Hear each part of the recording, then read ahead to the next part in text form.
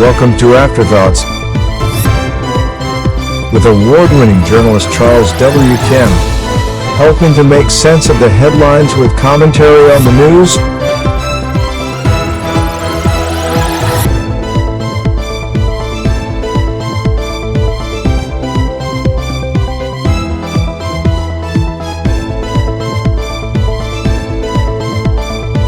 Like, subscribe, and share this video with everyone you know.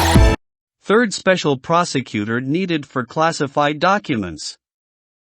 While Democrats are quick to say the recent revelations about President Joe Biden having classified documents from his time as vice president under former President Barack Obama is very different from the documents seized during the August raid at former President Donald Trump's Mar-a-Lago estate in Florida, they are missing a key point and difference that begs for a third special counsel. CBS News learned roughly 10 documents marked classified were found inside this former office of President Biden, right across from the U.S. Capitol.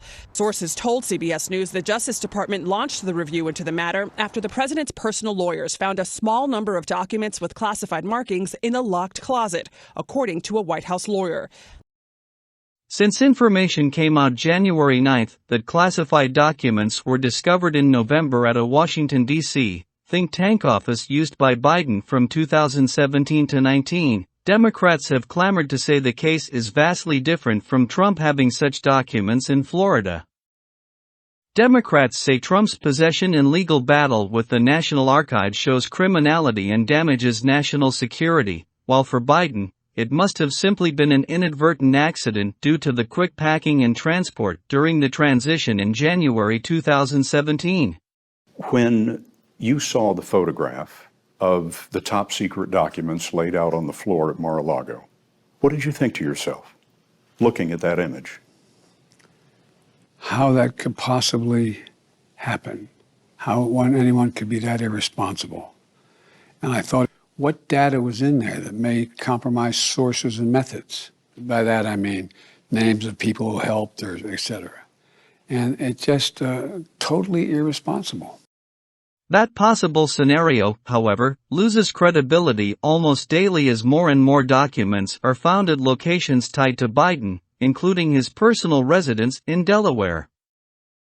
Attorney General Merrick Garland, who appointed special counsel Jack Smith to criminally investigate Trump for his handling of documents, found himself in a position where he had no choice but to appoint a special counsel to investigate Biden's situation as well. Good afternoon. I'm here today to announce the appointment of a special counsel in connection with two ongoing criminal investigations that have received significant public attention. The first, as described in court filings in the District of Columbia, is the investigation into whether any person or entity unlawfully interfered with the transfer of power following the 2020 presidential election or the certification of the Electoral College vote held on or about January 6, 2021. The second is the ongoing investigation involving classified documents and other presidential records, as well as the possible obstruction of that investigation, referenced and described in court filings in a pending matter in the Southern District of Florida. Good afternoon. I'm here today to announce the appointment of Robert Hur as a special counsel pursuant to Department of Justice regulations governing such matters. In keeping with those regulations, I have today notified the designated members of each House of Congress of the appointment.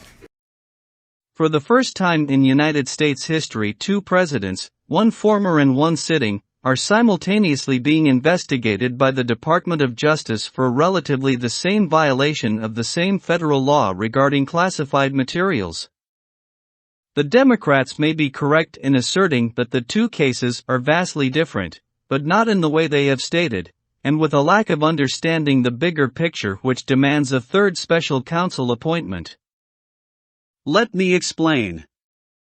Trump has asserted since dozens of armed FBI agents descended on his home that he, as president, has the statutory authority to declassify documents and therefore there is no violation of law.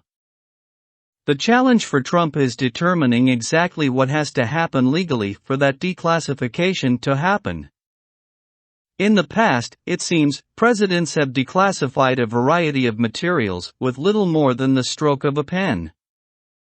As a matter of fact, many Americans have called on both Presidents Trump and Biden, as well as others, to declassify documents regarding subjects from the Kennedy assassination to UFOs without requiring more than simply releasing them publicly. Biden, on the other hand, was vice president and did not have any such authority under the law to possess, let alone declassify the documents he had, some of which were found in the locked garage of his home with his prized Corvette, which he made clear to reporters. It wasn't left on the street, Biden said of the material. Okay. Classified material next to your Corvette? What were you thinking? I'm going to get a chance to speak on all this, God willing, soon. But as I said earlier this week, people, and by the way, my Corvette's in a locked garage, okay? So it's not like you're sitting out in the street. So but at any rate, was in a locked garage. Yes, as well as my Corvette.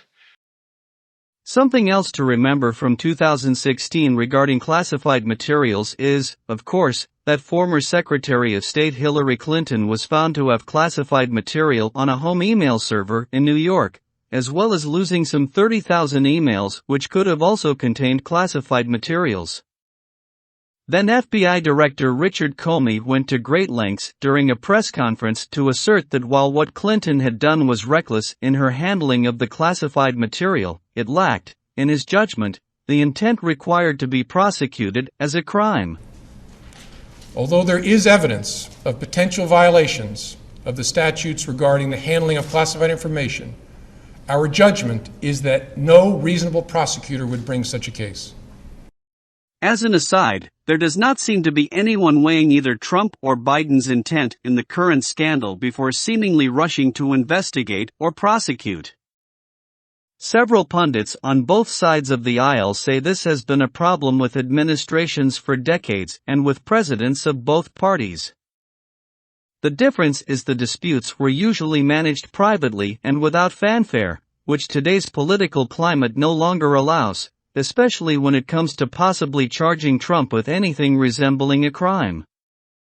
The larger problem, however, and especially if these pundits are historically correct, is that anyone apparently had these sensitive materials outside of their official government offices.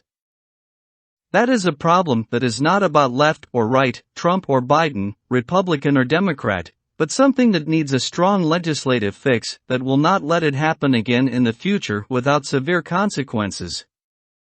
But the second, bigger picture with the scandal is that two of those mentioned above, Clinton, who was running for president at the time, and Biden, both were working in the Obama administration. That means that Obama is responsible for both security breaches from his vice president and his Secretary of State. If he did not know anything about these security breaches, that means he was incompetent at least, and horribly lax and reckless with such material as the executive officer of the country. In the worst case, he did know they were both in possession of classified and sensitive material and apparently didn't care. Both are bad and both possibilities need to be flushed out by a third special counsel to investigate Obama's involvement with both instances. If we are really going down the road of prosecutions regarding these issues, we need to be fair and investigate all aspects comprehensively, including whatever happened during the Obama administration that allowed two cabinet-level officials to have secret documents outside of their official government offices. I would also advise Garland, while he is at it, to execute search warrants at the homes of all federal officials, including past presidents, vice presidents, cabinet officials, congressmen, and others who may have had access to classified documents. Let's see just how deep the rabbit hole goes, and who may be involved. Then we can decide to either prosecute everyone, or pardon everyone, and change the law to make the nation more secure.